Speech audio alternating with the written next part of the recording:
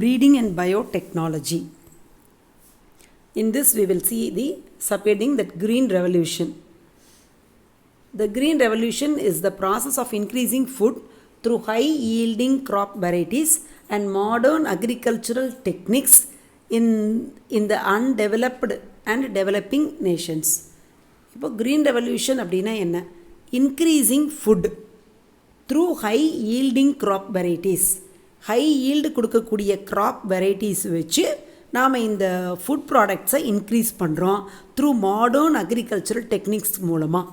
அதாவது especially under developed நேஷனாக இருந்தாலும் சரி, டெவலப்பிங் நேஷன்ஸ்லேயும் வந்து இந்த ப்ராசஸை நம்ம அப்ளை பண்ணுறோம். Doctor Norman and doctor Borlaug and American agronomist, the father of green revolution, received the Nobel Prize in 1970. Nobel prize வாங்கியிருக்காங்க. This will be asked in 1 mark question. Norman and Borlaug, American agronomist, father of green revolution, they got Nobel prize in 1970. In India, doctor MS Swaminathan joint with doctor Borlaug in bringing green revolution by introducing Mexican wheat varieties. இவங்களோட இதை join பண்ணி ஒரு Mexican வீட் வெரைட்டிஸை இதில் introduce பண்ணியிருக்கிறாரு. This eventually increased wheat and rice production between 1960 to 2000. இது வந்து வீட் ப்ரொடக்ஷன் இன்க்ரீஸ் பண்ணுறதுக்கான ஒரு வாய்ப்பாக அமைஞ்சது. Breeding for high yield and better quality. Major challenge that India faced during post independence period was having enough food production for the growing population. இப்போ பார்த்தீங்கன்னா the major challenge என்ன இந்தியா ஃபேஸ் பண்ணினது post independence அப்படின்னா, independence கிடைச்சதுக்கு அப்புறமா face பண்ணின problem பார்த்தீங்கன்னா இந்த food. Efforts were taken to develop high yielding varieties of crops leading to green வெரை. ஸோ முக்கியமாக இதுக்கு எஃபோர்ட் எடுத்தாங்க. என்ன பர்பஸ்க்கு? ஹை ஈல்டிங் வெரைட்டிஸ் ஆஃப் கிராப்ஸை ப்ரொடியூஸ் பண்ணுறதுக்கு எடுத்தாங்க. செமி டுவார்ஃப் வெரைட்டிஸ் இன் வீட் அண்ட் ரைஸ். செமி டுவார்ஃப் ரொம்ப குட்டையாக இருக்கிறது மேலே ரொம்ப ஹைட்டும் இல்லை, ரெண்டுக்கும் நடுவில் செமி டுவார்ஃப். சோனாலிகா, கல்யாண Sona or semi-dwarf varieties of wheat developed from high-yielding semi-dwarf fertilizer responsive wheat varieties from Mexico. இந்த வெரைட்டிஸ்னுடைய நேம்ஸ் எல்லாம் ரொம்ப இம்பார்ட்டண்ட். இதெல்லாம் பார்த்தீங்கன்னா developed from high yielding, high yield கொடுக்கறதுக்கான வெரைட்டிஸை இது கொடுத்தாங்க. அதுலேயும் semi dwarf and fertiliser responsive wheat varieties from Mexico. Fertiliser ரெஸ்பான்சிவ்னா என்ன? கொடுக்குற உரங்களை ஏற்றுக்கிட்டு அதுக்கு தகுந்த மாதிரி ப்ரொடியூஸ் பண்ணுறது. சில உரங்களை வந்து எவ்வளோ கொடுத்தாலும் ஏற்றுக்காது. அப்போ ஃபெர்டிலைசர் ரெஸ்பான்சிவாகவும் இது இருந்தது. So they will response to the fertiliser.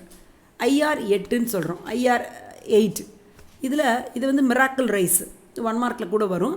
It is a high yielding semi dwarf rice variety developed from international rice research institute, IRI ஃபிலிப்பைன்ஸில் வந்து இந்த IR8 வந்து டெவலப் பண்ணி கொடுத்துருக்காங்க. ரிசர்ச் இன்ஸ்டியூட் தான் இந்த IR8 வந்து high yielding semi dwarf rice variety அப்படிங்கிறத கொடுத்துருக்காங்க. இன் 1966 this was first introduced in Philippines and India.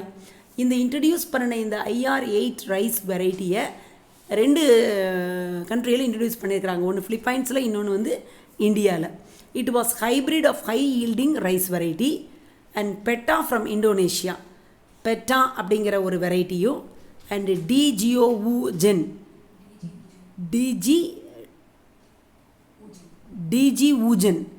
டிஜிஊஜன் அப்படிங்கிறதும் a dwarf variety from China. இந்த நேம்ஸும் கண்ட்ரியும் கேட்பாங்க. So Peta from Indonesia, Deegeowoogen அப்படிங்கிறதையும் டுவார்ஃப் வெரைட்டி ஃப்ரம் சைனாலேருந்தும் இன்ட்ரடியூஸ் பண்ணியிருக்காங்க. ஸோ அந்த நேம்ஸை வச்சே நீங்கள் அந்த கண்ட்ரியை சொல்லிடலாம். டிஜிஓவுஜென் அப்படிங்கிறத வந்து சைனா அப்படிங்கிறது நீங்கள் மனசில் வச்சுக்கலாம். பீட்டா அப்படிங்கிறது Indonesia. Plant breeding for disease resistance. So disease resistance அப்படின்னா என்ன? நோய் வராமல் தடுக்காட்டுறது, அல்லது நோய் எதிர்ப்பு சக்தியாக இருக்கக்கூடிய பிளான்ட்ஸ், நோய் தாக்காமல் இருக்கிறதுக்கு. Plant diseases are caused by pathogens like virus, bacteria and fungi. எப்படி ஹியூமன் பீயிங்ஸில் எத்தனையும் அஃபெக்ட் பண்ணுதோ அதுபோல் பிளான்ட்லேயும் இந்த டிசீஸில் வந்து அஃபெக்ட் பண்ணும் through virus, bacteria and fungi. இது வந்து this will affect the crop yield. அதனுடைய ஈல்டை வந்து குறைச்சிரும்.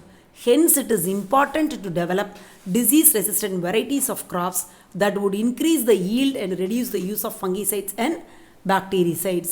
ஸோ நம்ம இந்த டிசீஸ் தாக்காத வெரைட்டியாக உருவாக்கிட்டோம் அப்படின்னா இந்த யூசேஜ் ஃபங்கிசைடும் பாக்டீரிசைடும் யூஸ் பண்ணுறக்கூடிய அந்த அளவை வந்து நம்ம குறைச்சிடலாம். Crop disease resistant crop varieties. Crop பார்த்திங்கன்னா வீட்டு, வெரைட்டி இதுக்கு பேர் வந்து ஹிம்கிரி. இது வந்து leaf and stripe, rust, hill bunt, இதில் இருந்தெல்லாம் வந்து இந்த டிசீஸில் இருந்து வந்து ரெசிஸ்டன்ஸாக இருக்கும். காலிஃப்ளவர் பார்த்திங்கன்னா வெரைட்டி பார்த்திங்கன்னா பூசா ஷப்ரா, பூசா ஸ்னோபால் K1. இது இந்த பிளாக் ராட், கருப்பு கருப்பாக அந்த பூவில் பார்த்திங்கன்னா இருக்கும். அது வராமல் தடுக்கிறதுக்கான ஒரு வெரைட்டி தான் இது. கௌப்பியா அப்படிங்கிறது பூசா கோமால், அது வெரைட்டி. இது பாக்டீரியல் பிளைட்டு.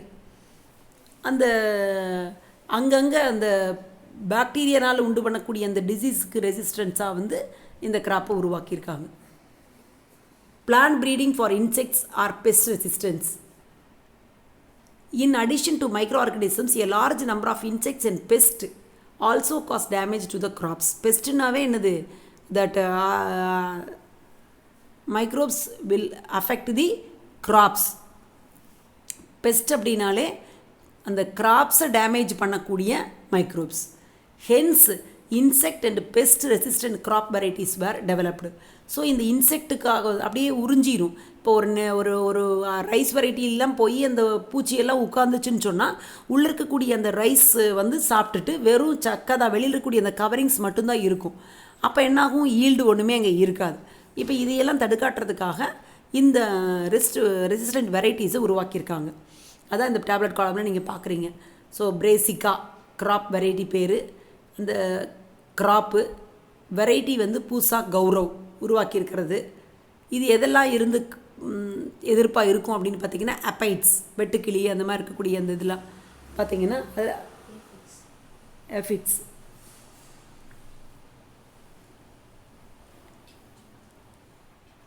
ஒரு சின்னதாக இருக்கக்கூடிய ஒரு பூச்சி, அதிலிருந்து தன்னை பாதுகாக்கிறதுக்கான ஒரு வெரைட்டியாக உருவாக்கியிருக்காங்க. அடுத்து ஃப்ளாட் பீன், புசாசெம் 3. இது பார்த்திங்கன்னா லீஃப் ஹாப்பர், அப்பைட்ஸ் அண்ட் ஃப்ரூட் ப்ரோரர். அதாவது உள்ளேயே உறிஞ்சி போய் அந்த உள்ளே இருக்கக்கூடிய அந்த சத்துக்களை சாப்பிட்ரும். போர்னால் ஓட்டை போட்டு உள்ளே போய் அந்த ஃப்ரூட்டில் இருக்கிறத சக் பண்ணி சாப்பிட்ரும். அதை மாதிரி இல்லாமல் தன்னை வந்து ரெசிஸ்டண்ட்டாக வளர்த்துக்கிறதுக்கான வெரைட்டிஸ் வந்து அந்த புசாசெம் 2, புசாசெம் 3 வந்து உருவாக்கியிருக்காங்க. அடுத்து லேடிஸ் ஃபிங்கரில் புசா சௌனாமி அண்ட் புசா A4. இது பார்த்திங்கன்னா ஷூட் அண்ட் ஃப்ரூட் போரர். அந்த மேலே இருக்கக்கூடிய அந்த தண்டு பகுதியும் ஓட்டை போட்டு சாப்பிட்ரும், அல்லது ஃப்ரூட் போரர் அதையும் தாங்குகிற ஒரு சக்தியான வெரைட்டிஸாக வந்து இதை உருவாக்கியிருக்காங்க. So plant breeding for improved nutritional variety quality. அதாவது நமக்கு என்ன தேவையோ, நியூட்ரிஷனல் குவாலிட்டி நமக்கு என்ன வேணுமோ அதை ஏற்கனவே இருக்கிற அந்த வெரைட்டியில் நம்ம இம்ப்ரூவ் பண்ணிக்கிறோம். Under nutrition and protein malnutrition among human population is a major health problem which has been receiving much focusing throughout the world. அதாவது நியூட்ரிஷன் டெஃபிஷியன்சின்னு சொல்கிறோம். அது ப்ரோட்டீஷன் டெஃபிஷியன்சியாக இருக்கலாம், அல்லது விட்டமின் டெஃபிஷியன்சியாக இருக்கலாம். அப்போ தேவையான அந்த ப்ரோட்டீனையோ மற்ற நியூட்ரியன்ஸையோ நாம் ஏற்கனவே இருக்கிற வெரைட்டியிலேயே நம்ம இம்ப்ரூவ் பண்ண வச்சுக்கலாம். Apart from the human, it also affect the health of the farm animals. To combat these conditions, human and animal health care determined by the nutritional quality of the feed crops. So nutritional quality of the crops depend upon the quality and quantity of the nutrients. The nutritional quality may be improved with respect to its.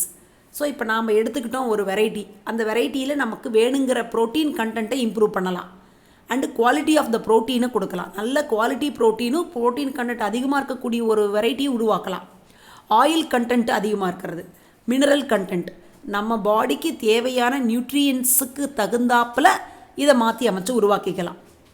Next பார்த்திங்கன்னா பயோஃபோர்ட்டிஃபிகேஷன்.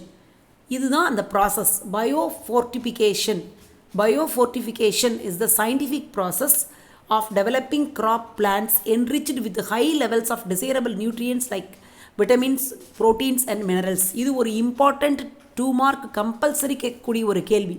What is mean by biofortification? நமக்கு தேவையான, நம்மளுக்கு desirable, நாம் எதை வேணும்னு நினைக்கிறோமோ அந்த மாதிரியான விட்டமின்ஸ், ப்ரோட்டீன்ஸ், மினரல்ஸை இருக்கக்கூடிய அந்த க்ராப் பிளான்ஸில் ஹை லெவல் என்ரிச் பண்ணி கொடுக்கக்கூடிய ஒரு குவாலிட்டி வெரைட்டியாக நம்ம டெவலப் பண்ணி கொடுக்குற ப்ராசஸுக்கு பேர் தான் பயோஃபோர்ட்டிஃபிகேஷன்.